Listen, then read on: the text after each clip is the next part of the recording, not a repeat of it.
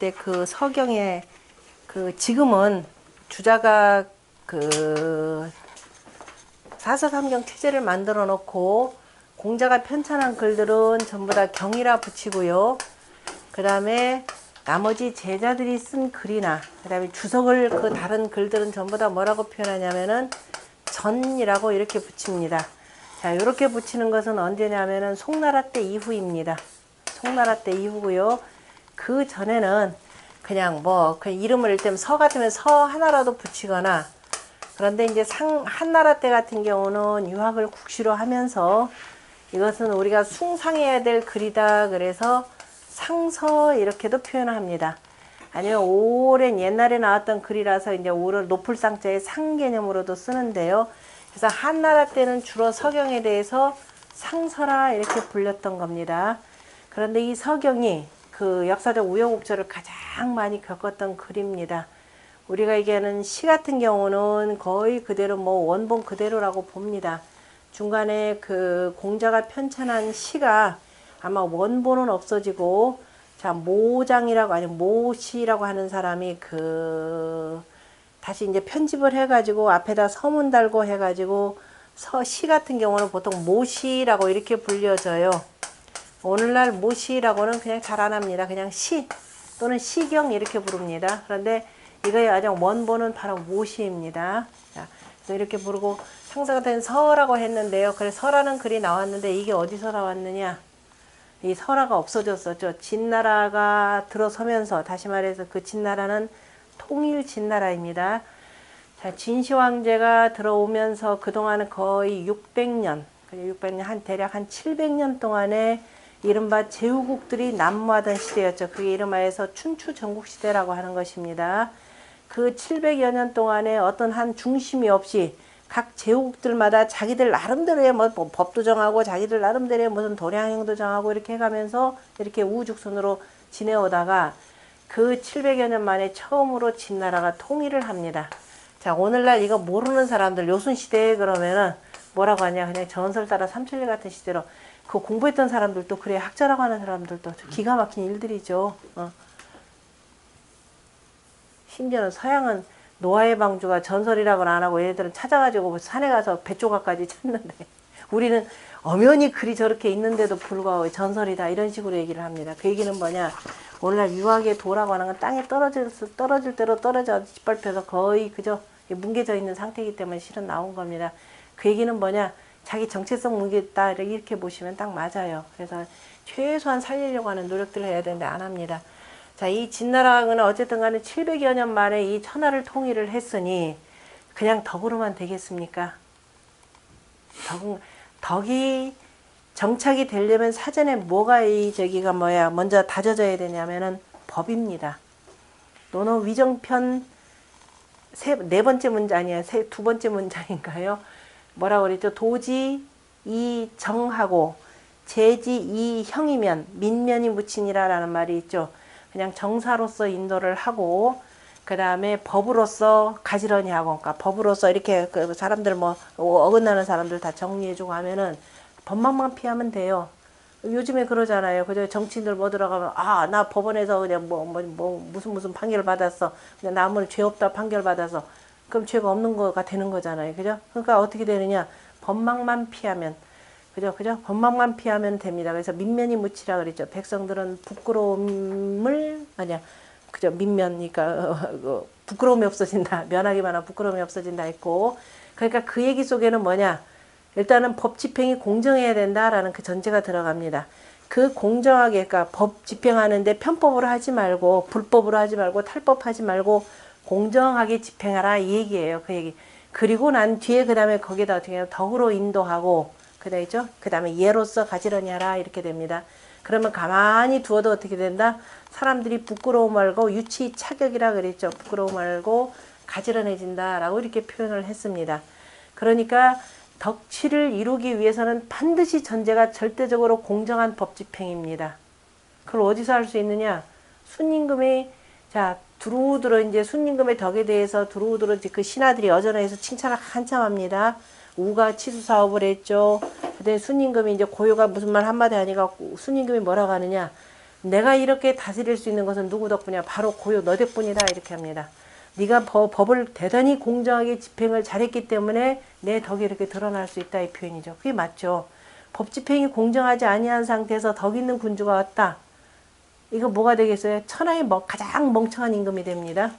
그 덕이라는 게 그래요. 덕은 잘못하면 멍청하게 되고요. 잘못하면 대단히 그 엄격한 성인이 됩니다. 그래서 반드시 그 전에 법 집행인데 무슨 법칙이냐? 공명정대해야 된답니다. 그렇게 해야 되는데 진나라가 자 이 어마어마한 혼란기를 뚫고 정말 700년 만에 이제 비로소 천자의 나라를 세운 거잖아요. 그러니까 이 나라는 뭐가 가장 우선식이 되겠어요? 법 집행이 최우선입니다. 아주 엄격하게 법 집행을 했죠. 그런데 아주 엄격하게 공명정대한 건 아니었죠. 그러다 보니까 무너지게 되는 겁니다. 어쨌든 초기에 그러한 강력한 법 집행으로 인해서 어떻게 되느냐. 그동안에 그 뿔뿔이 흩어졌던 그 제국들, 지 마음대로 했던 이 제국들을 하나로 쫙 다 통일을 하는 거죠. 그 통일이라는 게 바로 뭐냐. 책력이죠. 일단 백성들 농사 잘 지켜 왜냐면 국가의 부라고 하는 건 농업이니까 국가의 부가 생산될 곳이 있어야 되잖아요. 그러니까 이른바 농사를 잘 지을 수 있는 기본적인 터전들을 만들어야 됩니다. 그리고 유통이 잘 돼야 되는 거죠. 그러니까 뭐가 되느냐. 여기서 어쨌든 책력 두루 통일하고 그 다음에 중원 땅 전체 도로망 확보를 하는 거죠. 중앙집권적 방식으로 통일을 합니다. 그 전에 요순과 하은주 3대다 그러면 대체로 지방분권적 방식입니다. 그러면서 가끔 조회하는 거죠. 조회를 통해서 늘 체크를 체크하는데 철저한 중앙집권적 방식의 법질서를 확립을 합니다. 이러다 보니까 어마어마하게 무시무시해졌죠. 이른바 오가작동법들이 시행이 되는 겁니다. 5층마다 한 번씩 감시를 해야 되니까 이게 처음에는 유지될 것 같은데 유지 못 됩니다. 사람들 자유롭고 싶지요. 너무 자유롭다 보면 또 어떻게 되는가요? 좀 매이고 싶죠. 이게 인간 심성입니다. 그래서 적절히 이걸 잘 다뤄줘야 되는데 그래서 진나라가 이제 했는데 법가사상이 얼마나 무시무시한지 누가 제일 반대해요? 그러지 마십시오. 그죠? 천하를 다스리려면 덕이 필요합니다. 라고 자꾸 얘기하니까 아이 저 자식들 지금 내가 누군지를 저놈들이 모른단 말이에요. 내가 천하의 지금 시황제가 됐잖아요. 그죠? 내가 사망오제를 능가하는 그 힘을 갖고 있는 말이야. 황제가 되었는데 니들이 나한테 까불어야 그게 겨우 유생들이 그죠? 종이나 끄적끄적하게 뭐 했던 사람들이 그렇더라라는 거죠. 이른바 덕치를 우습게 본 거죠. 그러니까 이른바 수성을 하기 위해서 필요한 도라고 하는 것은 법이 아니라 바로 법과 함께 덕이라는 것을 인식을 해야 되는데 워낙이나 오랜 동안에 전쟁을 치르고 등극을 하다 보니까 아마 생겼던 문제인 것 같아요. 그러면서 이제 실은 진시황제 같은 경우는 우리가 흔히 얘기하는 뭐예요? 일벌레입니다. 워커홀릭 이렇게 표현하나요? 전형적인 일벌레입니다. 밤낮 가리지 않고 일합니다. 그냥 처음으로 천하를 통일했으니 결제할 것만 해도 어마무시할 거 아니에요. 군주들이 하면 본인 내초에 이제 뭔가 목표가 있었으니까. 그래서 이사의 도움을 받아가지고 법 집행하고 그런데 얼마 만에 어떻게 되나요? 몇 년 만에 없어지죠. 그리고 죽고 20 몇 년밖에 안 되죠. 결국 망합니다. 그러면서 그때 당시에 자신에 대해서 반대했던 세력들, 그 유생들이죠. 네, 근데 이제 요거는 조금 오해가 됐던 것 같아요. 아까 얘기했듯이 진나라가 자 통일했다 그랬습니다. 통일은 도량형 통일뿐만 아니라 그 다음에 또 뭐냐면은 문자 통일입니다. 이게 제일 중요해요. 문자 통일. 당신은 각 지역마다 말은 다르잖아요. 말은 다른데 국제 공용어로 통용되는 게 바로 뭐냐. 요즘에 영어가 공용어로 통용되시니 그는 언어뿐만 아니라 문서까지로 우리가 국제 외교 문서 작성한다면 기본적으로 영어로 작성해서 다 통하잖아요. 그 다음에 뭐 우리가 수출입 업무다 하더라도 전부 다 영어를 기본으로 쓰잖아요. 그러니까 국제 공용어가 있어야 되는데 그 국제 공용어가 뭐냐면 천자의 나라가 없어지면서 천자가 없어지면서 각 나라마다 자기 마음대로 해요. 그러니까 이제 통역관도 세워줘야 되고 그때그때 해야 되는데 이전에는 자 천자가 있었을 때는 천자가 순수하고 제후들이 조회로 올 때는 반드시 통일된 문자에 의거해서 다 문서를 작성합니다. 그런데 600~700년 동안에 그게 사라져 버렸어요. 각자 나라마다 우리는 이런 글자 쓴다. 우리는 이런 글자 쓴다. 자기네 나라 방식을 고집합니다. 그것을 일거에 정리하는 게 누구냐? 진시황제입니다. 그 전에 복잡했던 대전체를 위주로 썼었죠. 그런데 그보다 조금 날씬하게 된 그림 같은 문자가 있으면 그게 소전체입니다. 이사의 그 소전체가 기가 막히게 아름다운데 소전체로 문자 통일을 합니다. 이게 어마어마한 실은 공이에요. 그리고 나서 이제 문자 통일을 하니까 그러면 저 지방이나 그 다음에 뭐 각자 저 공부한다는 자들 각종 책들 갖고 있었을 거 아니에요. 이놈들 말 안 듣고 말이야. 내가 강력한 법치로 하니까 저것들 나 반대하느라고 이게 안 쓴단 말이에요. 그럼 어떻게 되겠어요? 통치기강 무너집니다. 그러니까 어떻게 돼? 그 이사가 실은 다 꾸민 얘기입니다. 이사가 그것도 정식 어전회에서 얘기한 것이 아니라 술 마시면서 잔치 베풀다가 거기서 거나하게 기분 좋을 때에서 이렇게 하는 것이 좋지 않겠습니까? 그랬더니 듣던 중 제일 좋은 소리였죠. 그래서 그러자 하고 그러면 이게 정확하게 집행이 되려면 어떻게 되느냐? 적어도 몇 개월 내까지, 이를테면 6개월이면 6개월 내까지 자 전국에 있는 모든 책들 다 가져와라. 그 전에 이제 문자 통일은 다 하는 거죠. 소전체로 해서 기본적인 통일들을 합니다. 몇 가지 대체로 한 6가지 문자체가 있고 지난번에 제가 논어대관에 설문해자서 거기다 올려놓은 게 있을 겁니다. 거기 이제 진나라 때 글씨체가 있는데요. 어쨌든 기본적인 소전체로 표준 글자를 만들어 놓고 그 다음에 이제 이것을 전국적으로 다 이게 쓰도록 만들어야 되니까 있는 책들을 전부 다 걷어들이게 했습니다. 근데 공부하는 사람들이 내가 갖고 있는 중요한 귀중분들이 있는데 그거 내놓으라고 하면 여러분들 내놓겠습니까? 웃기는 소리 하지 말아야죠. 그죠? 어떻게 해요? 숨겨야죠. 항아리 속에다 놓고 땅 속에다 묻어버리든가 아이 우리 어머님 저 뭐 무덤 만드는데 그 옆에다 같이 갖다 묻어두든가 안 그러면 그 다음에 조금 아니야. 조금 때가 되면 내와야 되니까 빨리 내려면 어떻게 집에 벽 2개 만들어 버리면 되죠. 벽 2개를 쫙 만들어 가운데로 쫙 집어넣으면 제일 좋은 방법입니다. 그래서 벽에다 웬만하면 다 감춰요. 그 중에 또 누구냐? 최고의 성인이라고 부르는 이 공자의 후손들.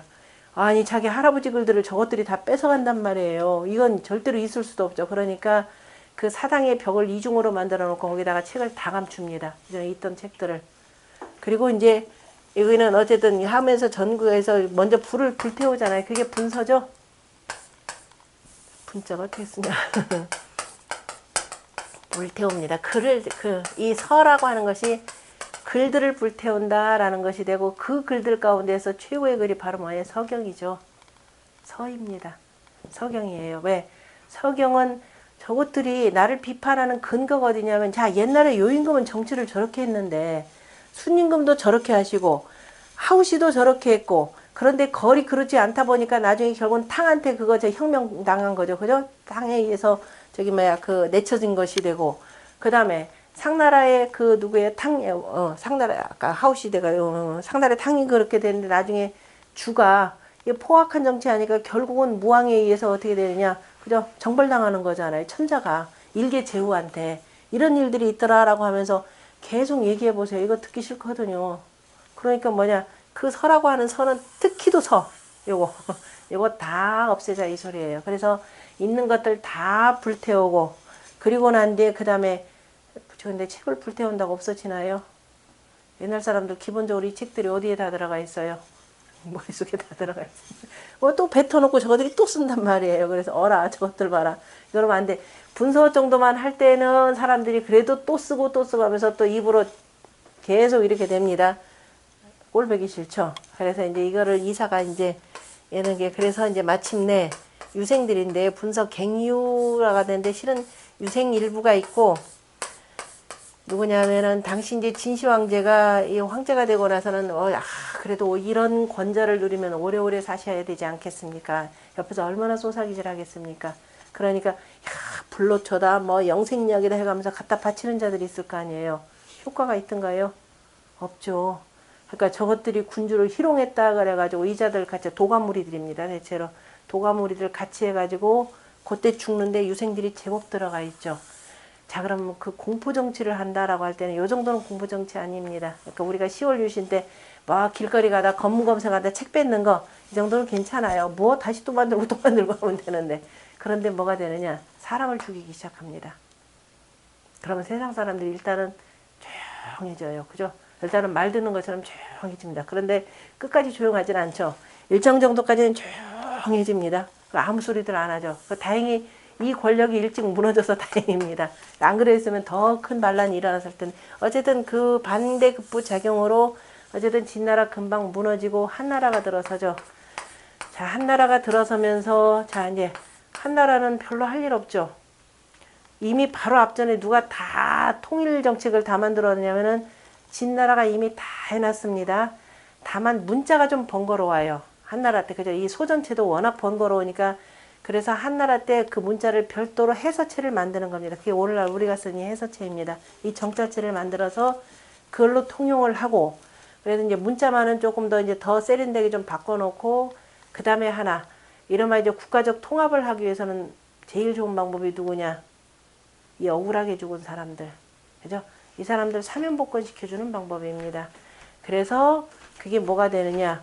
이름하여서 그리고 또 그야말로 공자글이 워낙이나 훌륭하니까, 그래서 공자의 그 유학경전을 기본적으로 토대로 해서 바로 정치를 한다. 그래서 유학을 국시로 내세웁니다. 그러면 이제 문자 정비하고 기존에 그 출판되었던, 그야말로 나왔던 모든 공자의 글들을 전부 다시 다 재복간을 하는 거죠. 재복간을 하는데 아무리 찾아도 이 서가 안 나옵니다. 다 태워버려가지고. 그 전국 방방곡곡에 수소문을 냅니다. 혹시 갖고 있는 사람들, 혹시 내용 아는 사람들 신고하시오. 아무도 안 들어와요. 그러다가 소문에 들어와서 어떻게 되냐, 한나라 왕실까지 자 노나라 그저 변방에 어떤 할아버지가 한 분이, 복생이라고 하는 사람이죠. 복생이라는 할아버지가 한 분이 계시는데, 이분이 자 이 글이 없어질까봐 그 진나라에서 벼슬을 크면 진나라 때 박사였습니다. 진시황제 이때 박사였으니까 워낙에는 이제 나이 들었죠. 그래서 글이 없어질까봐 계속 학생들을 가르치고 있었는데, 지금은 너무 늙어서 이것도 못하고 있더라.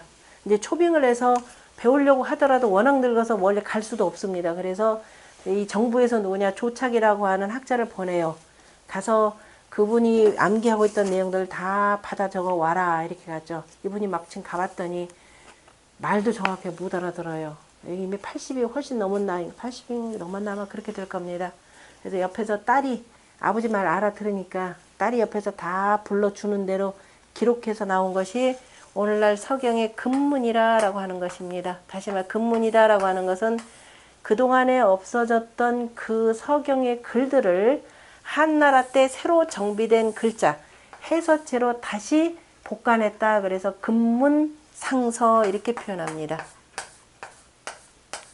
자, 이러고 해서 이제 제법 유학경전들 체제를 쫙 다 갖췄습니다. 그러면서도 끊임없이 찾았어요. 끊임없이 찾다가 나중에 효 문제 때 당시 노나라 땅에, 그죠? 노나라 땅에 제후로 가 있던 그 군주가 노나라 왕이죠. 옛날 이제 다 한 단계 업그레이드 되면서 예전에 공우백자남이라고 하는 사람들이 이제 공이 전부 다 왕이 되니까, 해서 노나라 땅에 왕으로 가 있던 이 사람이 얼마나 사치를 하는 짓을 좋아하느냐면, 특히도 집 넓히는 걸 참 좋아해. 자기 집 넓혀가지고 연못 만들고 뭐 별하별 그 별장 만들고 하는 거 참 좋아하는데, 그러다가 마침내 넓히고 하다가 어디까지 가느냐, 공자 사당까지 갔습니다. 이 집안에서 난리가 나죠. 이러시면 안 됩니다. 여기 성인이 살던 집이었기 때문에 이거 부시면 안 됩니다. 뭐 권력자가 까짓까 성인이 눈에 보입니까? 성인이나 나나 니나 내나 다 한 사람인데, 너 그리고 뭐 권력도 못 가졌잖아. 기껏 해봤자 노나라 뭐예요? 서팽 재상밖에 더 있습니까? 그죠? 이렇게 되니까 우습게 여겼단 말이에요. 그러다가 이제 쭉 가다가 이제 계속 뭐죠? 이거 우리 철거 작업을 하다가 어딘가 철거 작업하는데 와르르 해서 거기서 죽간들이 쫙 나오는 거죠. 기가 막힌 일들이죠. 야, 죽간 나오고 나 본인도 깜짝 놀랐을 겁니다. 그래서 집안에서도 와라, 이거 문제가 있지 않느냐. 그래서 그 덕분에 죽간을 얻어가지고 모든 유학경전을 다 해서 그게 이제 고문입니다. 왜냐하면 공자 당시에는 이미 아까 봤죠. 이때 이제 해서체가 나왔고, 진나라 때 아까 소전체가 있었죠. 그 전에 이제 대전체가 있었고, 공자는 언제냐면 춘추시대 때란 말이에요. 그러니까 춘추시대 때는 아직 붓이나 이런 것들이 제대로 된 게 없었습니다. 그래서 대체로 죽간에다 그냥 이렇게 파거나 하는 걸로, 그러니까 이게 파다 보면 올챙이 모양처럼 생기죠. 그래서 과두문자라고 했던 겁니다. 그래서 과두문자로 돼 있는 글자들, 그게 이제 고문상서라라고 하는 거죠. 그러니까 고문에 나타난 거, 이런 것들, 요걸 나온 거예요. 고문상서에 뭐 논어본, 뭐 효경, 뭐 등등등 와장창창 나왔습니다. 아주 횡재한 거죠. 어찌 보면은 실은 노나라 그 군주의, 아니 노나라가 아니라 그 노나라 땅의 그 군주의 어찌 보면 공입니다. 가끔가다 포악한 사람들이 가끔 뭐예요? 뒷걸음치다가 쥐 잡는 경우도 있죠. 그런 경우에 해당된다라고 보면 좋을 것 같아요. 그래가지고 얻어가지고, 야, 이거를 읽으려니 참 그렇죠. 읽는 사람이 없는데, 다행히도 공자의 13대 손이었던 공항국, 이 사람이 과두문자에 대해서 조금 알았어요. 그냥 오랜 전통이 이제 할아버지 뭐 영향도 있었겠죠. 그리고 그래서 이제 근문상사하고 비교를 하는 거죠. 왜냐면 이제 앞뒤 관계 이제 연결된 내용들이 있으니까. 그래서 근문상사하고 비교해가면서 고문상서를 전부 다가 풀었습니다. 풀어가지고 이제 근문으로 다 다시 만들었겠죠. 이제 그런데 이 고문상서를 다 하다 보니까 대체로 거의 같아요. 있는 거 다 있습니다. 근문상서에 있는 거는 거의 다 있고 한두 편 좀 빠지는 게 있고 대신 여기는 양이 훨씬 많았죠. 근데 이제 그러면은 뭘로 인정할 거냐? 그럼 복생은 요것만 외우고 있었는데 이게 이제 계속 이제 논쟁거리입니다. 그래서 후대에는 야 고문상서 위작이다 뭐 이런 여러 가지가 나옵니다. 그래서 그러나 내용상으로 보면은 전혀 그저 이전에 성인이 그러니까 공자가 정리하신 내용이 거의 틀림없다라는 결론을 넣고 후대에 들어가서는 한나라 때 그래서 이후에 고문상서하고 근문상서를 같이 다 편집을 합니다. 그래서 오늘날 우리한테 전해질 때 꼭 앞에 꼭 해설에 이게 나오죠. 근문에는 있고 고문에는 없다. 고문에는 있고 근문에는 없다. 근문과 고문에 다 있다. 이렇게 나옵니다. 그래서 그렇게 전해지는 게 지금 58편의 글들입니다. 자, 그게 이제 그 1페이지에 쭉 나오는 내용이고요. 그래서 아까 이제 나왔던 내용 가운데서 이 서경이 그러면 얘기해 주는 것은 바로 이제 군자의 발음, 통치자의 그 발음을 정립하는 데서는 어디서부터 나오느냐? 바로 이제 그 효라라고 하는 것인데 그 내용이 먼저 논어에 나오는 내용이 있죠. 1쪽에 맨 아래에 보면은 어떤 사람이 그 공자한테 물어봅니다. 자는 해위, 분리, 정이실이 있고 그러죠. 선생님께서는 어찌해서 정사를 하지 아니하십니까? 이렇게 얘기합니다. 그랬더니 공자가 바로 서경에 있는 말을 인용해요. 서운, 효인저 그러죠. 서에 효라고 했구나. 그렇죠. 서에 효라고 했는데 유효하며 우형제하여 시여 유정이라 하니 이게 서경에 이렇게 나온 겁니다. 서경에 보니까 효로다. 그죠? 오직 효하며 형제간에 우애롭게 하여서 이것을 정사를 두는 데에 펼친다라고 하였으니 시역 위정이니 이 또한 정사가 되는데 다시 말해서 내가 그냥 집에 있으면서 그저 형제간에 우애롭게 지내고 부모한테 효도하고 하는 것인데 이것도 정사인데 어찌 꼭 그 위정만 하는 것 그죠? 내가 직접 정치에 참여하는 것만을 정치라고 하겠는가 이렇게 표현합니다. 그러면서 이제 서를 인용했는데 그 서가 어디냐면은 그 다음 페이지 제일 세 번째 줄에 나오는 거죠. 주석 군진편에 나오는 내용인데요. 군진이라고 하는 사람은 누구냐면은 성왕의 신하입니다. 성왕의 신하가 되고 군진의 그 아버지 할아버지가 이른바 문왕과 무왕 때 바로 그 신하들이었습니다. 그러니까 그 후손이 되겠죠. 성왕이 이제 군진한테 나 좀 도와달라라고 하면서 뭐라고 하느냐면은 군진아 그러고 이름 부르면서 유이 명덕은 이때 영덕이라 할 때 영은 아름다울 영자입니다. 유이 영덕은 그대의 그 아름다운 덕은 효공이니 그랬죠. 오직 그저 효도하는 것이고 공경함이니 그러니까 아주 효와 공경을 잘했던 것 같고 이때는 공경보다도 공순함이라 해야 되겠죠. 공순함이니 유효하며 오직 효하며 그 다음에 우형제하여 형제에게 우애를 하여서 극시 유정할세 조금 문장 다르죠. 능히 그 정사를 두는데 베풀었기 때문에 그죠. 이른바 다시 말해서 효와 공 그다음에 또는 효우 이렇게 표현하는 거죠. 그래서 예, 명여하여 그대에게 명하여서 윤자 동교하노니 진실로 이 동교를 다스리도록 할 것이니 경제하라 그랬죠. 공경할지어라 이렇게 표현했습니다. 그래서 서경의 공경경이라고 하는 것이 여기 이 경자에도 나오고요. 그 앞전에 그 요임금이 조금 이따 나올 텐데 경수인시하시다 그래서 공경이 사람들의 때를 주셨다라고 할 때 경입니다. 그래서 이 서경의 핵심적 단어다 그럴 때는 바로 이 경입니다. 공경하라 이렇게 되어 있죠. 그래서 바로 공자의 한 말씀 한 말씀이라고 하는 것은 거의가 다 시서에 근원한다. 특히도 더 서경에 근거한다라고 하는 겁니다. 그 얘기는 뭐냐? 공자는 나는 성인의 도맥을 이었다. 바로 이 말씀이십니다. 그러니까 우리가 도라고 하는 것은 하늘에서 뚝 떨어지는 것이 아니라 하늘에서 뚝 떨어졌는데 후세 성인이 그것을 다 이론화시킨 거죠. 다 제도적으로 정비를 해놓은 것입니다. 그래서 이제 그 도를 그대로 이어받아서 말씀 한마디 글 하나에도 다 썼다라는 겁니다. 그 다음에 논어에 보면 또 서가 또 한 번 나오는데, 그러니까 논어에 나오는 서는 한 번은 아까 네 번이 나오는데, 하나는 이제 그 꼭 씻어하고 집례하라 이 얘기가 되고, 또 한 번은 지금 아까 이제 정사를 하는데 바로 효도로 하라라고 하는 내용 하나 하고, 그 다음에 이제 바로 이제 세 번째는 헌문편에 나오는 내용인데요. 헌문편에 나오는 요 내용하고, 그 다음에 또 하나는 저 요할편에 나오는 내용입니다. 그 내용은 설화라고 얘기는 하지 않아도 바로 요전편 내용, 그 다음에 순전편 내용, 그 다음에 하서, 우서, 그 다음에 하서, 상서, 그 다음에 주서, 요 내용들을 뭉뚱그려서 다 포괄한 내용이 요할편 1장입니다. 그래서 전부 4번 나오는 건데요. 구체적으로 이제 문장으로 서에서 이랬다라고 하는 것은 여기 두 군데입니다. 거기 보면 자장이 이렇게 얘기를 하죠. 서에 운, 서에 이르기를 고종이 양암 3년을 불언이라 하니 이렇게 돼요. 고종이 양암이다 그러면은 부모님 돌아가시고 난 뒤에 그 동쪽 담벼락에다가 움막집을 짓는 겁니다. 그걸 양암이라 그러는데 들보 이렇게 받쳐놓고 원래 음자를 이제 어두울 암자로 이렇게 읽고요. 그 장례 치르기 전까지는 그 아예 모든 빛도 안 들어오게 깜깜하게 만들고 장례 치르고 나서는 이제 그 지프로 만든 문 이렇게 여닫고 할 수 있게 만들어 놨는데 어쨌든 그러한 집에서 3년 동안을 말하지 아니했다라고 하였으니 이거는 뭐냐면은 부모 3년상을 치렀다라는 내용이죠. 그래서 부모 3년상은 굉장히 오래되었다라는 걸 알 수가 있고 이 고종뿐만 아니라 자 요임금이 돌아가셨을 때 바로 3년상을 치렀다라고 하는 내용이 나옵니다. 그래서 이 3년상의 내용은 워낙이나 오래된 제도다라고 우리가 얘기하는 거죠. 그래서 말씀하시지 아니하셨다 하니 무슨 말입니까? 이렇게 물어봤더니 선생님께서 하필 고종이리요 그랬죠. 어찌 꼭 고종만 그랬겠는가 이 소리죠. 고종만 그런 것이 아니라 고지인이 개연하니 옛날 사람들이 다 그렇게 했다. 다 부모 3년상 다 치르고 다 운막집에서 그렇게 거처했다 이렇게 표현했습니다. 그런데 군 훈커든 그래서 군주가 돌아가시면 자 여기서도 볼 수 있죠.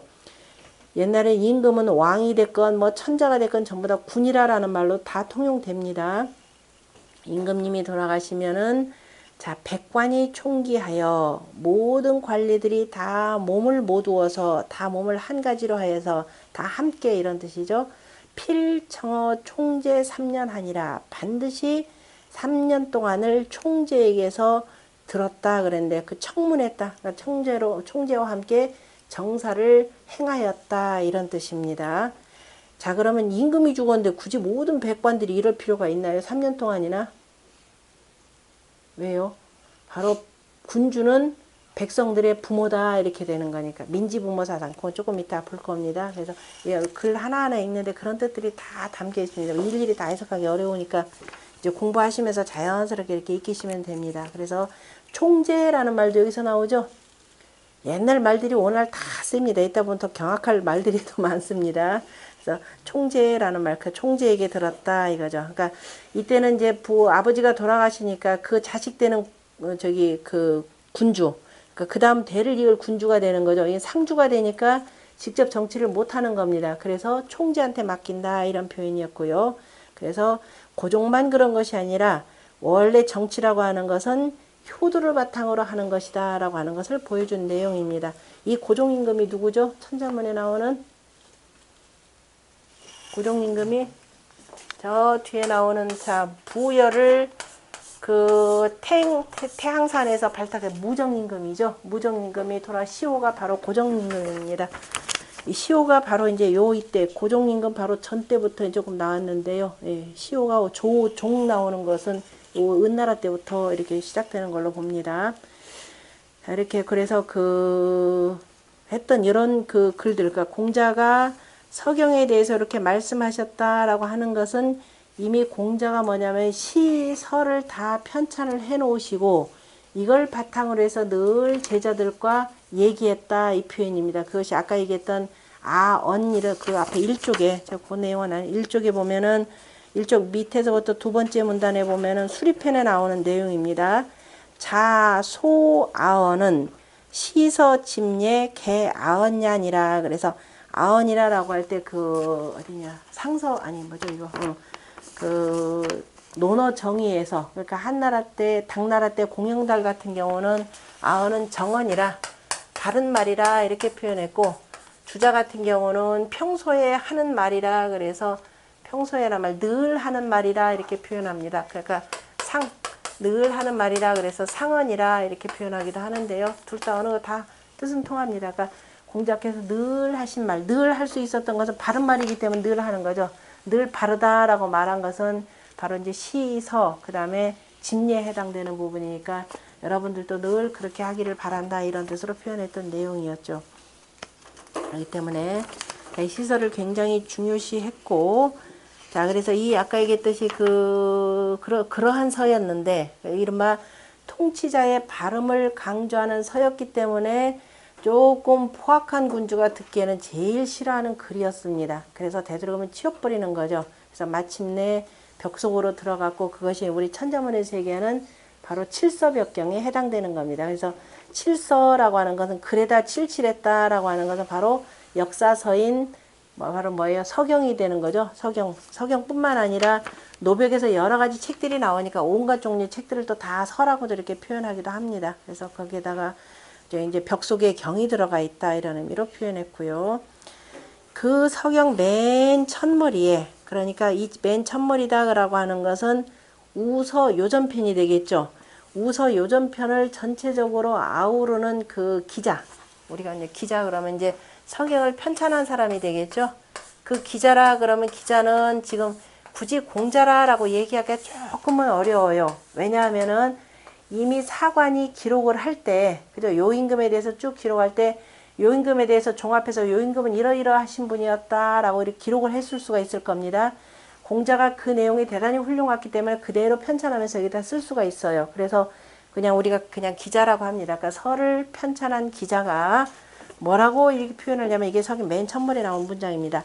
왈약 계고 제요한데 왈방운이시니 흠명문사 안한하시며 윤공 극양하사 광피사표 하시며 격우 상하하시니라 이렇게 되어 있습니다. 뭐라고 하냐면 왈약, 이때 왈이라고 하는 것은 월오아라고 하는 감탄사로 여기 쓰인 겁니다. 나중에 보면 되는데 글자가 좀 복잡합니다. 그래서 그래서 개고, 그러니까 개고 제요니까 옛적의 제인, 그죠? 옛적의 임금이신 요를 살펴보건대, 상고해 보건대 왈방운이시니, 그래서 왈방운이라 그랬는데 방이다면 날릴 방자에다 훈이니까 공을 널리 드날렸다 이런 뜻입니다. 그러니까 요임금의 덕이 대단히 훌륭해서 많은 공들을 세우셨는데 그 공들이 미치지 아니한 곳이 없었다 이렇게 표현합니다. 근데 왈방운을 맹자 같은 사람 뭐라고 하느냐, 이거 요임금의 호다, 뭐 이름이다 이렇게도 표현을 합니다. 그러나 이제 어쨌든 뭐 두 가지 다 통용되니까, 그래서 후대에 아마 붙여준 뭐 별칭이다 이렇게도 볼 수가 있겠죠. 그래서 그런데 방운이시니 어떻느냐, 어떻길래 그렇게 공을 널리 드날렸느냐, 기본적인 품성이 그죠? 흠이란 공경했다라는 거죠. 두루 하늘을 공경하고 밝았으며, 그 다음에 문체가 나고, 그 다음에 늘 어느 한쪽으로 치우치지 않은, 그죠? 아까 사무사 그랬죠? 삿된 생각이 없으시어서 그러한 생각들이, 그래서 늘 언제나 봐도 편안하고 편안하시더라라고 이렇게 표현했습니다. 공자가 논어에서 사람들을, 그 정치가들을 평가하는데 뭐라 하냐, 그 사람이 관기소행, 행한 바를 보고 관기소원, 말한 바를 보면서 그 사람이 거처할 때 과연 편안한지를 보아라 그랬죠. 그러면 그런 걸 보면은 인원수재료 표현했습니다. 어찌 속일 수 있겠는가라고 했죠. 만약에 정치를 잘못했다 그러면 뭔가 불안할 겁니다. 그죠? 정치를 잘못해 불안하고 저놈들이 언제 나를 칠까, 혹여라도 백성들이 나가다 어디 가다 날 죽이지 않을까 불안하다 보면 어떻게 돼요? 중간에 술을 마시거나 폐악질을 할 겁니다. 그래서 그런데 늘 요임금은 이렇게 편안하고 편안하셨으며, 그 다음에 윤공 극양하사, 진실로 공순하고, 그 다음에 진실로 사양하시면서 그랬죠. 천자이면서도 불구하고 저기보다도 못한 저 누구의 순임금 발탁하셨죠. 그 섭정위로 올렸습니다. 극양에다 능히 그런 사람한테 또 사양도 해주셨다, 선양하셨다 이 표현입니다. 정말로 공순하셨기 때문에 자기보다도 훨씬 낮은 저 미천한 신분의 이 사람을 끌어다가 바로 저기 천자의 자리에다 올려놨으니까 그래서 진실로 이 표현이죠. 진실로 공순하셨고 그 다음에 능히 사양하셨다. 이거 보통 사람들이 이거 못하죠. 하셨으며 그 다음에 광피사표 하시며 자 빛남이 사표에 미치었다 입혀졌다 그랬는데 사표 그러면 사방이라 이렇게 표현하는 거죠. 우리 천자문에 보면 형단표정이라는 말이 있습니다. 그죠? 형단표정이라고 할 때 제가 거기는 해석이 좀 부족해서 항상 다시 접근하는데요. 자, 형체가 그죠? 외형이 되겠죠. 사람의 외형이 바르면은 그 다음에 사방이 바루어진다. 바로 이겁니다. 처음에는 이게 무슨 뜻인가 그랬더니 형체 사람의 모양 내가 내 모습이 겉으로 드러나는 게 단정하다 표현했는데 우리가 그때도 이게 그래서 이 참 힘들다라는 게 중용에 뭐라고 아니 대학에 나오죠. 성어 중이면 형어회라라는 말이 나오죠. 내 마음속이 그죠? 내 마음속에서 정말로 진실로 성실하면은 그것이 그대로 바깥으로 나타난다 그랬습니다. 형어회라 이때 형이라고 하면 드러난다 나타난다죠. 내 몸 바깥으로 나와야 보이니까. 그래서 형단이라고 하는 것은 내 몸이 그죠? 겉으로 드러난 내 몸이 바르다라고 하는 것은 속도 바로워야 되는 거죠. 그래서 그러면은 두루두루 천하가 바루어진다라는 겁니다. 이게 형단표정. 천자문도 개인 얘기 아닙니다. 형단표정. 앞에 누가 짝이죠? 형단표정이 짝이? 덕건명리. 예, 바로 그거죠. 그렇게 같이 보셔야 됩니다. 덕이 세워지면은 이거죠. 덕건명리. 바로 덕이 세워지면 이름도 선다 이 소리예요. 그러니까 부덕한 사람은 이름도 세워지지 않는다. 사람들이 세워놓고 칭송하게 된다라는 거죠. 안 그러면 포악한 곤주면 그 이름 나중에 깔아뭉개죠. 그래서 덕건명립의 바로 대표적인 바로 요임금의 광피사표라고 하는 것이 바로 지금 이게 형단표정에 해당되는 내용이라 보시면 됩니다. 이렇게 하셨으니까 이분의 이름이라고 하는 건 어디 저 하느님한테도 알려졌고 자 밑에 그저 저 미물들에까지 다 미치었다 이렇게 되어 있습니다. 무슨 소리예요? 그냥 뻥 까는 소리들이 아닙니다. 우리가 그냥 하는 이거는 뭐냐면 하늘에까지 이르렀다. 하늘이 뭐 귀가 있어서 듣나요? 그 하늘 위라고 하는 것이 실은 백성들이죠. 백성들에게까지 요임금의 덕이 널리 널리 알려졌고 그래서 다들 편안하게 안정된 삶을 살 수가 있습니다. 그러니까 저 아래에 있는 미물들까지도 어떻게 돼요? 그 은택이 다 입혀지는 거죠. 자, 우리가 옛날에 그 가난하던 시절에는 어떻게 했던가요? 소나무, 제가 산에 올라가서 소나무 껍질까지 다 뜯어먹었죠. 그렇게 되면 산이 뭐가 돼요? 황폐화가 됩니다. 그러나 정치를 잘하면 백성들이 자기 농사지어서 먹고 살 것들이 충분하기 때문에 굳이 뭐예요? 저 조그마한 물고기까지 다 잡아들이지도 않죠. 그러니까 저 미물들까지 그 혜택이 다 미치는 것이고 그 내용이 천자문에 뭐라고 돼 있더라? 천자문에 그 외워서 서로 내기하기로 하셨다며요. 천자문에 화피초목 뇌금만방 이렇게 표현한 내용이 바로 이 내용입니다. 천자문이 어마어마한 뜻을 담고 있으니까 그래서 이 요임금에 대해서 기자가 맨 처음에 이른바 지문에 해당되는 거죠. 이렇게 그 말머리를 이렇게 만드는 것은 자 후대 군주들이여 후대 군자들이여 자 요임금이 이러했으니까 당신들도 이렇게 본받으시오 라고 하는 내용입니다. 그러니까 요임금의 전체 그 덕화를 하나로 뭉뚱 그려서 이렇게 표현해 놓고 그리고 나서 이제 그 다음부터 요임금은 뭐뭐 하셨다라고 하는 내용으로 들어갑니다. 그것이 이제 그 어디냐면은 그 3페이지 이건 3페이지가 아니라 저 뒤편에 나온다. 이제 두루두루 책력을 만드는 내용이 나오는데요. 그 요전편 3장에 나오는 저 4쪽 한번 보실래요? 4쪽에 보면은 그 두 번째 문단 쪽으로 보면은 서경 요임금이 자 흠약 호천하여 이렇게 되죠. 아까 이제 그 광피사표 하셨다라는 저 내용 나오면서 이제 온 천하가 두루두루 화목하였다라고 하는 내용 나오고 그 다음에 세 번째 문단이 바로 요 내용이 나옵니다. 그 바로 책령 얘기를 하는 것이 되는 거죠. 뭐라고 되어 있냐면 흠약 호천하여 공경이 큰 맑고 저 높은 그저 호하니까 광대한 하늘을 그 공경하여서 역상 일월성신하여 그죠? 저 일월성신을 역상하여서 그 일월성신의 상을 책력으로 만들어서 이겁니다. 그래서 경수인시하시다.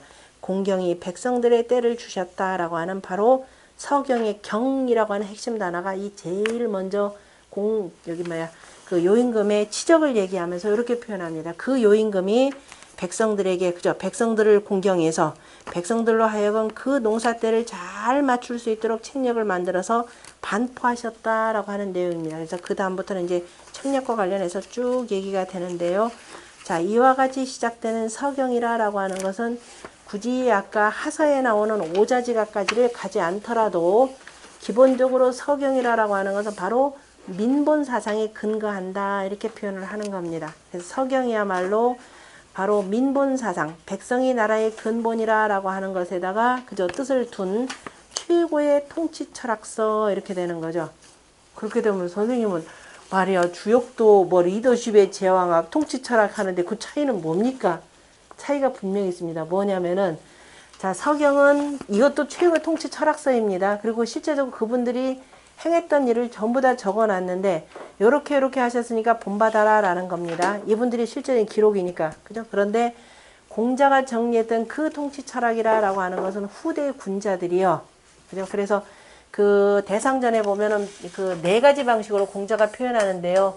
뭐라고 하냐면 선왕이 이하여 이렇게 됩니다. 옛날 선왕께서는 그 상을 보고 이렇게 하셨다. 주에게 괴상을 보고 문자가 없을 때는. 그 다음에 선왕이 이하여가 나오고, 그 다음에 후 이하여 이렇게 나옵니다. 후께서 또 이렇게 하셨다라고 하는 대목이 나옵니다. 한 2개 나오고 몇 개 나와요. 그 다음에 또 뭐라고 나오느냐? 예? 상 이하여 이렇게 나오죠. 저 위에 계신 분이 이렇게, 위에는 제일 위에 계서 있는 사람 딱 하나 있습니다. 산지 밖에. 여기서는 요거에 대한 상, 요게 중심이니까 전부 다 음이니까 상께서 그래서 이러하셨다. 그리고 나서 그 다음에 또 세상은 또 이렇게 훌륭한 군주 만나면 좋잖아요. 그죠? 그런 군주가 없을 때는 어떻게 돼요?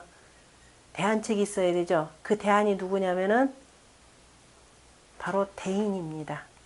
자, 우리가 대인하고 논어에 보면 이제 대인하고 성인 관계가 있는데, 대인도 성인이요, 성인도 성인이라 이렇게 표현한 경우가 있는데, 조금 더 들어가면 조금 달라요. 성인 같은 경우는 일단 기본적으로 위가 있어야 됩니다. 다시 말해 이렇게 높은 벼슬자리 군주가 돼야 되는 거죠. 그런데 이 성인이라, 공자가 성인, 여기 왜 이거 잘 구분하셔야 됩니다. 공자가 성인이라 불렀다라고 하는 것은 전부 다가 군주 자리에 있었던 분들입니다. 위를 갖고 계신 분들이에요. 그런데 공자는 그럼 위가 없는 성인도 있을 거 아니에요. 그죠? 위가 없는 성인은 기본적으로 그걸 대인이라 이렇게 부릅니다. 잘 보시면 요렇게 대인 방식으로 표현이 되어 있어요.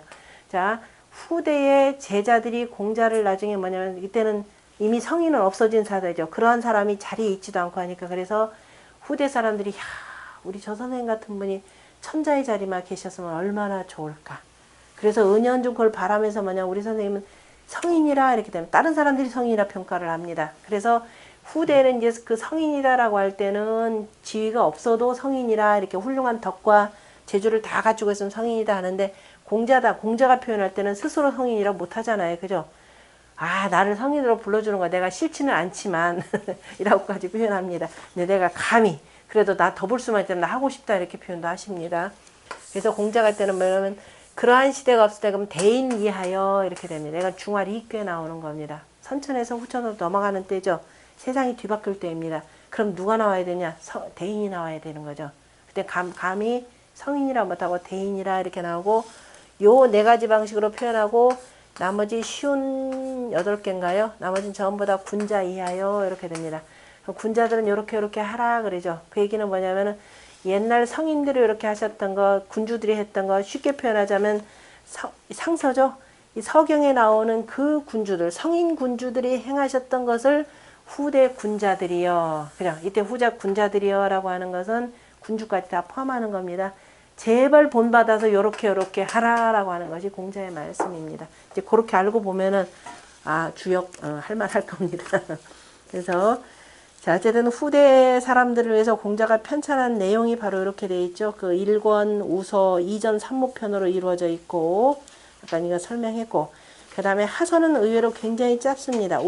원래 이제 3쪽을 보셔야 돼요. 3쪽 저 위에 보면 하서의 제1편의 우공편이라고 하는 것은 실은 어디로 들어가야 되느냐면은 저 우서로 들어가야 되겠죠. 그런데 우서로 들어가니까 그러면은 하우시가 이게 없어집니다. 하우시가 실제적으로 아니 하우시 그러니까 대우모가 없어지게 되겠죠. 대우가 없어지니까 우임금이 없어지니까 그래서 우가 군주 자리에 오를 수 있었던 것은 바로 우의 바로 이 공이었다라는 거죠. 우의 그 치수 사업이었다라고 해서 하서의 우공편을 끌어들입니다. 그러니까 구주에 대해서 구주우적 천자문으로 표현하면 구주우적 백군진병이라는 게 나오죠. 그 우임금이 바로 그 발자취가 바로 구주라라고 하는 것. 그래서 우가 요임금이 계셨던 기주를 시작으로 해가지고 나머지 그 8줄을 전부 다 9줄을 전부 다가 치수사업을 다 하고 그 다음에 이제 정전법의 이치로서 땅을 다 나누죠. 나누고 그 다음에 그 땅에서 가장 그 적합하게 많이 나오는 것을 바로 이제 국가의 공물로 들여라라고 하는 것이 나오는 것이 바로 이제 우공편입니다. 그리고 이제 제 2편에 보면은 이제 저 변방족덕을 치면서 그 감땅에서 맹세한 내용, 그 다음에 세 번째 아까 얘기했던 그 태강이 그 매우 포악하게 무도한 정치를 하니까 그 동생들하고 어머니가 탄식하면서 부르는 노래, 그 다음에 윤정이라라고 하는 것은 자, 윤나라를 쳤다, 윤나라의 윤나라의 군주가 쳤다 이런 뜻입니다. 제 윤자가 요 윤자입니다. 이름이. 자, 그리고 나서 자, 이제 하나라의 마지막 걸림금이 나라 말아먹죠. 그래서 말아먹고 탕림금이 자, 이제 즉위를 하면서 기록되는 것이 바로 상서입니다. 그래서 맨 처음에 탕림금이 군사들 앞에서 이제 맹세하는 말. 그런데 이제 탕림금이 자, 이 혁명을 해놓고 이른바 그 유혈혁명을 하는 거죠. 무기 들고 전쟁에서 있으니까 탕이 나중에 굉장히 고민을 합니다. 후세에 이거 나를 본받아 가지고서는 이거 무도한 짓을 하는 자들이 참 많을 것인데 자, 내가 이 빌미가 될까를 참 두려워한다라고 하면서 이제 그 고민을 하니까 중회라고 하는 신하가요 알리는 말이 바로 중회지고입니다. 자, 이 서경을 잘 보면은 아까 신하들이 알리는 말이 하나는 참 모가 있었죠.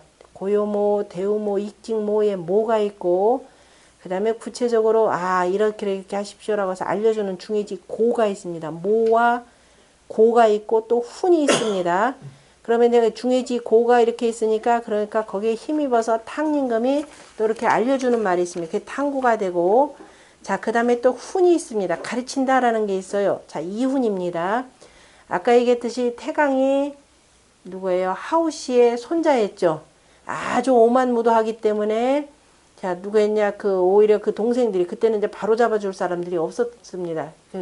강력한 그 신하가 없어가지고 바로 못 잡아줬고 그런데 이 상서 같은 경우는 태각 같은 경우는 누가 있었느냐면은 이른바 창업 공신들이 있죠. 무시무시한 창업 공신들이 있습니다. 더군다나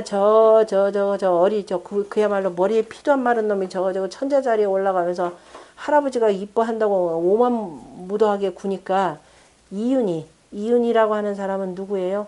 탕림금을 도와서 자, 하나라를 치고 이 상나라를 일으켜 세운 사람입니다.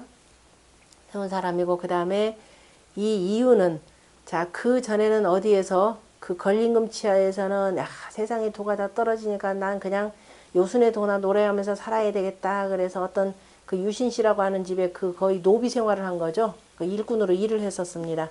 그런데 워낙이나 덕이 뛰어나다라는 소리를 듣고 탕림금이 초빙을 해서 결국은 혁명동지가 되는 거죠. 자, 그런데 이제 탕림금 돌아가시고 그 손자가 올라왔습니다. 얼마나 오만무도한지 저런 싸가지 없는 놈 하는 게 이제 지금 이윤이 그럽니다. 그래서 이게 지금 어떻게 세운 나라인데 이 오만불손하게 이 나라 말아먹으려고 하느냐 그러면서 할아버지 3년상을 가서 할아버지 무덤 옆에서 지켜라 이 이윤이 명합니다. 무서운 신하죠.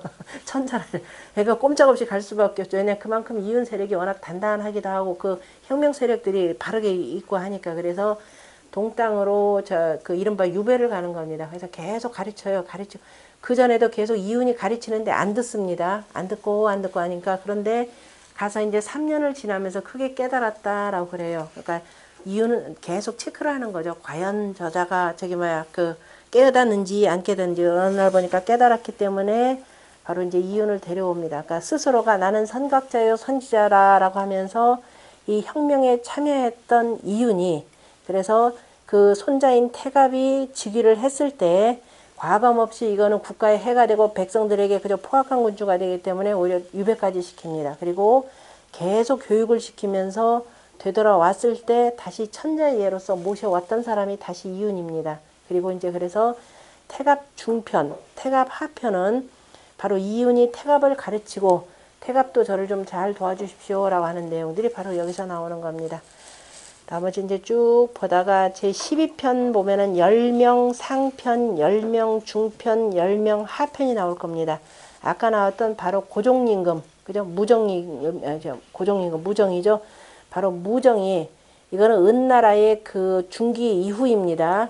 은나라는 수도를 3번, 4번이나 이렇게 옮기면서 여러 가지 분란이 굉장히 많아요. 그래서 또 한 번 옮기고 난 뒤에 아버지든 저 반경 때죠. 반경 때 옮기고 난 뒤에 국가 기강이 좀 흔들리고 그래서 아버지 그 상을 당하고 난 뒤에 3년상을 치르면서 야 이걸 어떻게 할까라고 고민했던 게 있었습니다. 그래서 마침내 나 꿈속에서 이러이러한 현실을 보았다라고 얘기를 하는 거죠. 아무렴 꿈속에 진짜 그 똑같은 사람이 있었을까요? 미리 사전에 뭐예요? 두루두루 알아보게 다 했겠죠. 본인은 나는 일제 정치에 관여 안 할 테니까 너희들 총재가 하나 나서가지고 문무백관들 다 데리고 너희들 한번 정치하라고 다 맡긴 거잖아요. 그 내버려 그냥 뒀겠습니까? 끊임없이 체크하겠죠. 저놈들이 무슨 정책 어떻게 해서 어떻게 말아먹는지를 쭉 보고 자기 세력이 또 그만큼 있었으니까 가능하죠. 또 이 고종임금 같은 경우는. 그래서 마침내 그 태항산, 중국의 태항산에 가보면은 그 산이 뭐냐면 퇴적암층으로 이루어져 가지고 전부 다 뭐냐면 판때기처럼 이렇게 떼집니다. 판때기처럼 그 판축공사장이라 이렇게 표현하는데요. 제가 거기를 안 가봤으면 여전히 엉뚱하게 해석을 했을 겁니다. 지난번에 설경국어 하는데 판축공사장에서 하면서 판축을 왜냐면 제대로 설명한 사람이 없어요. 문헌을 보더라도. 그래서 우리가 도로를 닦거나 할 때 무너지지 않게 하려면 양쪽에다 판을 대고 가운데 흙을 다지잖아요. 그런 식으로 이해를 해서 봤더니 아 태양산을 갔더니 그게 아니었어요. 바로 판때기만 띄면 됩니다. 이게 기가 막히게 좋아요. 색깔들도 붉은색, 뭐 흰색 여러 가지가 있으니까 그걸 가지고 집 짓는 데를 쓰거나 도로 까는데 보도블록으로 쓰면은 기가 막 그 은나라 수도가 얼마나 아름다웠을지 이렇게 보여주는 건데 그래서 태양산에서 이른바 돌떼기 작업하는 이 부열이죠. 이 사람이 대단히 훌륭하다라는 소리를 듣고 이 무정임금이 직접 데리러 갑니다. 자기가 함부로 부르지 못하는 신하가 있다 그랬죠. 직접 군주가 가가지고 그 만나가지고 공사장에서 만나는 장소가 있는데 비가 하도 많이 와서 못 갔습니다. 못 넘고 그냥 방향만 이렇게 보고 말았는데 그때 이제 모셔와가지고 스승으로 삼고 가르침을 받은 뒤에 재상으로 임명을 하죠. 재상으로 임명했던 게 그래서 이제 그 부열과 고종임금이 서로 나누는 대화가 바로 10명 상중하로 이렇게 정리되어 있습니다. 그래서 이 열자는 부열의 이름입니다. 부열이라고 할 때 그 부자는 부암이라라고 하는 부암이라라고 하는 판축공사장이에요. 부암이니까 잘 보면은 산 남자니까 그죠? 부암이라고 할 때 그래서 이 부암이 어디냐? 그게 태양산입니다. 어마어마한 산이에요. 기회 나면 한번 꼭 갔다 오세요. 근데 대체로 비가 많아가지고 그 꼭대기에 올라갔는데 워낙이나 구름 많아 제대로 못 보는데 하여튼 운 좋으면 아마 여러 번 다니다 보면 볼 수도 있을 겁니다. 꼭 가보세요. 그래서 거기 가능하다면은 그 무정하고 부열 만났다라고 하는 곳. 그래서 그걸 보면서 은나라가 얼마나 그 성대한 그 나라였는지 그 태양산의 그 판축은요 그 떼어내도 아마 이 전 지구 다 깔고도 남을 그런 판인 것 같아요. 그래서 이제 그래서 했다가 결국은 이제 그 고종융일이라 그래서 그 고종임금 때 제사를 지냈는데 융제사라는 겁니다. 융이라고 하는 것은 융제사를 지내는 나라인데요. 융제사라고 하는 것은 뭐냐면은 그 제사를 다 지내고 난 뒤에 그 다 끝나고 난 뒤에 그 다음 날에 마무리 제사를 지내는 겁니다. 간략하게 그걸 융제사라고 하는데 융제를 지내는데 갑자기 이제 까마귀 하나 날아가면서 이거 좀 불길한 징조다라고 보는 거고요. 16편의 서백감녀. 자, 문왕이 우리가 이제 수도 없이 문왕 얘기를 하는데요. 문왕과 관련된 얘기는 바로 여기 딱 한 번밖에 물론 이제 주소에 가면은 뭐 이렇게 나오고 문왕은 시에서 그 덕을 칭송하는 건 어마어마하게 많이 나오고 송에 보면은 그래서 무왕감녀다 그러는데 글도 굉장히 짧습니다. 서백이니까 이미 주가 그 문왕을 서백창을 창을 뭐냐면 희창을 서쪽에 으뜸제후로 임명을 하죠.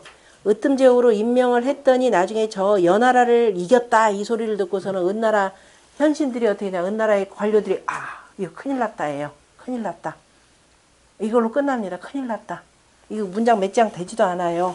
얘기는 뭐냐면은 이미 세상에 그 민심이 저쪽으로 다 갔구나라는 걸 알면서 은나라 망할 것을 생각하는 거죠. 그래서 17편에 보면은 미자편이 나옵니다. 이 일을 어찌할꼬 해가면서 미자, 기자, 비간 이 세 왕실의 그 종친들이 모여가지고 이거 어찌할까라고 의논하는 거죠. 그 와중에 비간은 죽임을 당하고 그걸 본 미자가 가장 이 집안의 왕실의 가장 어른인 누구예요? 미자한테 이 나라의 신의를 갖고 도망치십시오. 그죠? 도망치고 때가 되면은 세상이 안정되면 그때 그 조상 제사를 지내도록 하십시오. 라고 했던 내용이 바로 미자편입니다.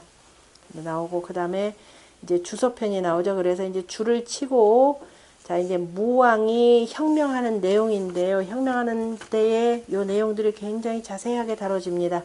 군사들 앞에서 맹세하는 말이 태서, 상, 중, 하편입니다. 크게 맹세했다라는 거죠. 이때 어쨌든 은나라가 워낙이나 강성한 나라고 부유한 나라고 더군다나 은나라는 이 동쪽 해안 쪽으로 이렇게 몰려 있잖아요. 그러니까 국가의 재화가 굉장히 재물이 풍부합니다.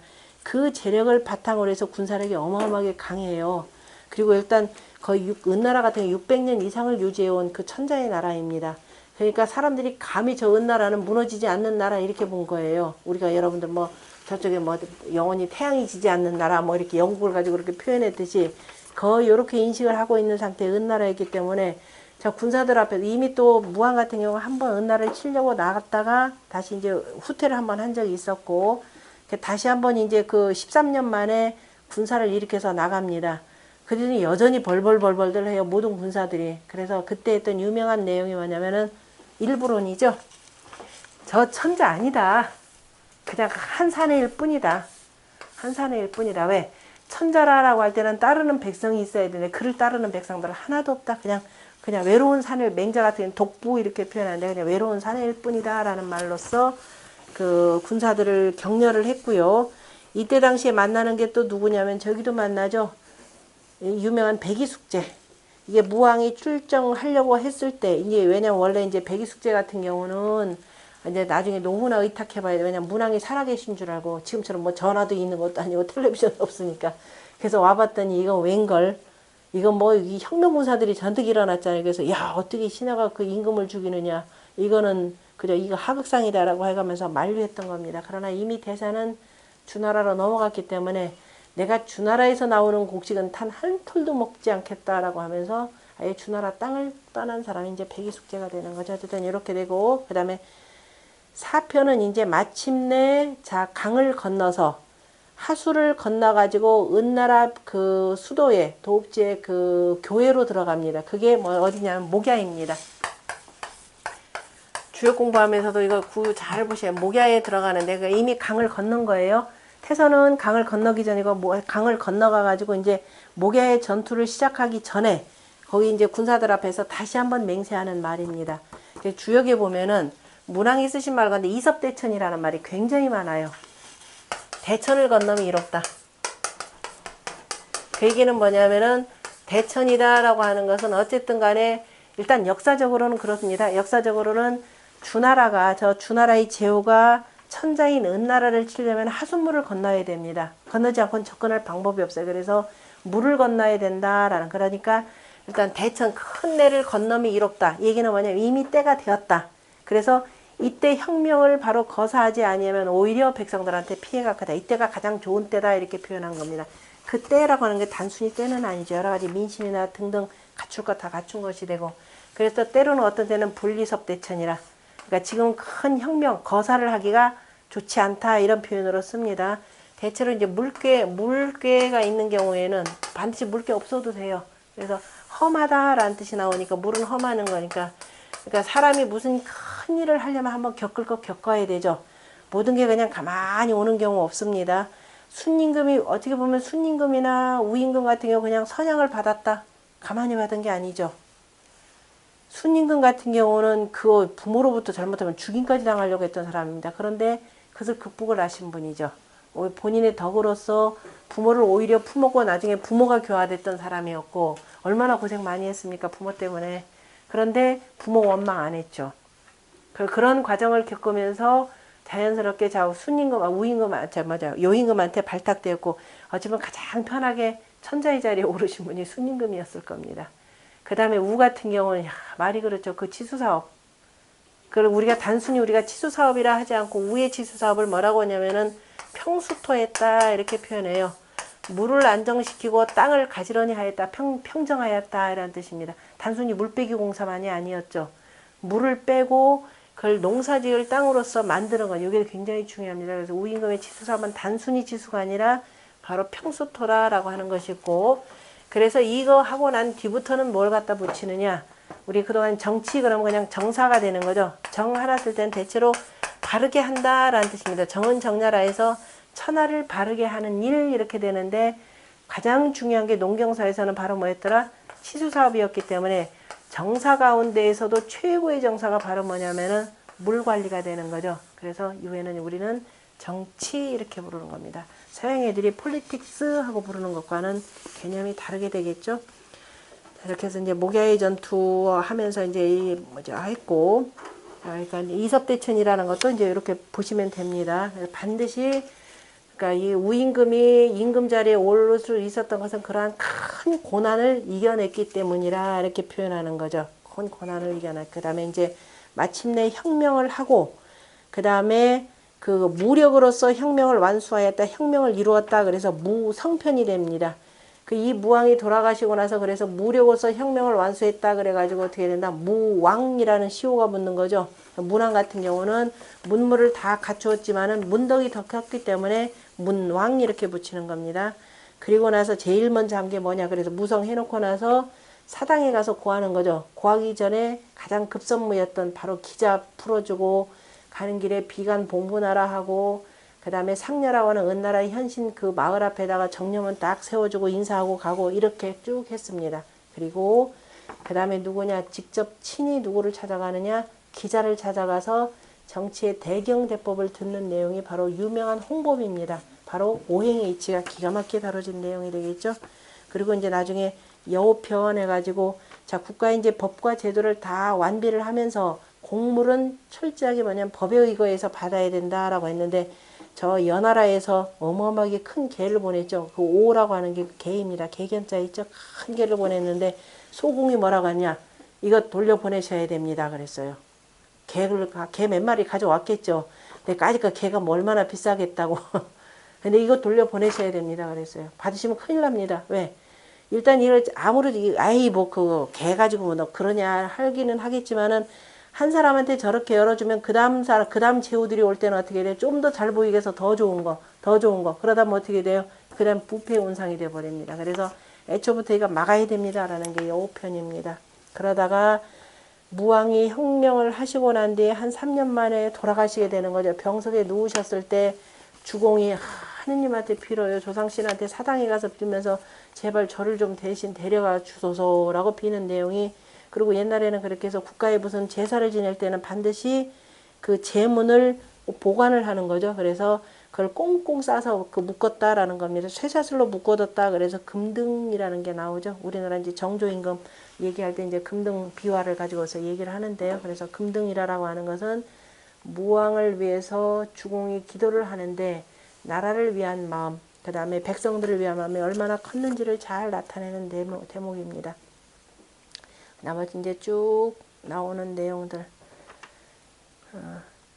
그래 마지막에 보면 저 진서로 끝나는 거죠. 진서라고 하는 거, 저 진나라 진짜가 그 진나라 진짜인데 이 진나라가 뒤늦게 그 주나라의 제후국이 되는 거죠. 말들을 워낙 잘 길러가지고 그로 인해 가지고 자 이제 그 제후로 임명이 되는데요. 그때 진무광 사건입니다. 진무광이 이웃 나라에서 야야야 저 나라 지금 어디 군주가 가는데 그 성문의 열쇠를 나한테 맡겼다. 너네 줄 테니까 네 열고 가서 저기 땅 정벌하라 그랬습니다. 근데 그 나라의 현신이 하지 말라라고 막았음에도 불구하고 갔다가 개망신 당하고 그 몰려 나오는 거죠. 그게 이제 진서로 이루어지는데요.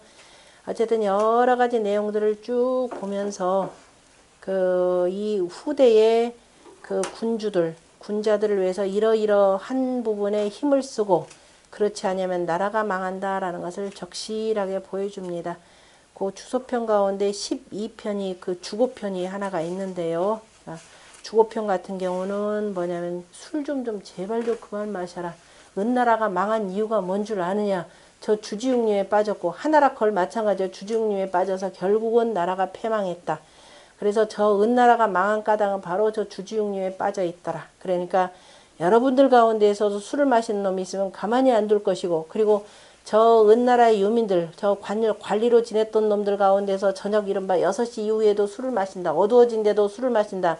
그놈들은 전부 다가 이 국가 전복 모의를 하는 놈들이기 때문에 전부 다 잡아들여라. 그런데 너희들이 다스리지 말고 전부 나한테 보내라. 이렇게 하는 게 지금입니다. 왜? 이렇게 보고서는 잘 타일러가 내보내려고 하는 거죠. 그냥 저 지방에 있는 그 제후들한테 다 네가 하라 그러면 어떻게 돼요? 이 권력 남용 돼가지고 문제가 됩니다. 그래서 일단 경고하는 내용이죠. 이 술 얘기는 굉장히 중요합니다. 주역의 맨 마지막에 있는 64번째 뭐예요? 화수 미제괴의 마지막 얘기가 바로 유기수면 흉이라 이렇게 표현, 머리까지 적시면 흉하느니라 이렇게 표현하면서 자, 술을 많이 마시지 않도록 권고한 내용도 공자가 참 안타까이 얘기했던 게 은나라에 망한 거죠. 야, 은나라같이 훌륭한 나라가 어떻게 이렇게 망하느냐. 더군다나 왜냐하면 이렇게 정전법을 가장 확실하게 최초로 제대로 이렇게 만들어낸 나라거든요. 그때 은나라의 정전법을 조법이라고 하는데요. 그래서 만들어서 야, 어떻게 은나라 같은 나라가 망할까 안타까이 여기면서, 그런데 은나라가 망한 것은 뭐냐. 저 지도자들이 주중님에 빠져서 그러더라. 제발 좀 술 좀 적절히 마셔라. 술이라고 하는 것은 제사를 지내고 잔치하고 난 뒤나 마시는 것이지 아무 때나 일도 없는데 술 퍼먹지 말라 이렇게 경고하는 내용입니다. 재미있는 내용이 의외로 많습니다. 그래서 쭉 구성된 그 서경입니다. 처음에 모르고 공부할 때는 무지무지 어려운데요. 나중에 이치를 알면서 이렇게 보다 보면 하나씩 둘씩 깨닫고 보면은 이거 깨달으면 나중에 이제 주역도 보이는 겁니다. 주역의 공자가 하시는 말씀 한마디 한마디가 이런 뜻이었구나. 그래서 그 서경에는 제가 각종 그림들, 도표들 뭐 관련해서 전부 다 해석도 다 해놨으니까 그때 공부하시면서 보시면 됩니다. 오늘 3시간 하기로 하셨나요?